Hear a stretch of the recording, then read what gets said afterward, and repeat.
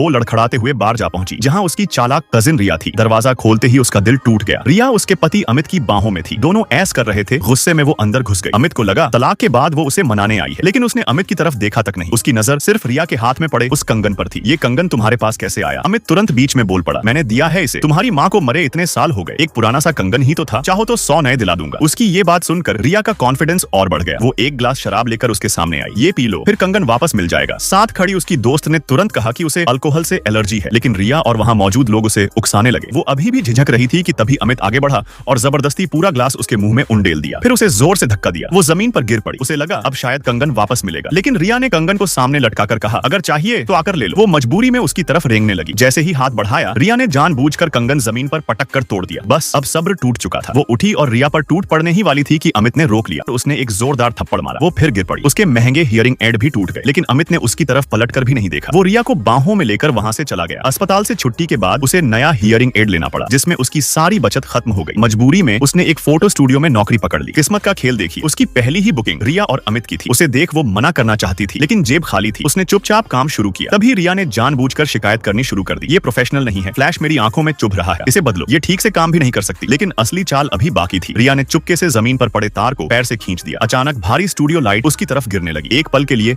अमित आगे बढ़ा, जैसे उसे बचाना चाहता हो, लेकिन अगले ही सेकंड वो रुक गया। अगर उसे पता चल गया कि मुझे उसकी परवाह है, उसने फैसला कर लिया। वो रिया को खींचकर अपनी तरफ ले गया और उसे अकेला छोड़ दिया। भारी लाइट सीधे उसके ऊपर गिर गई।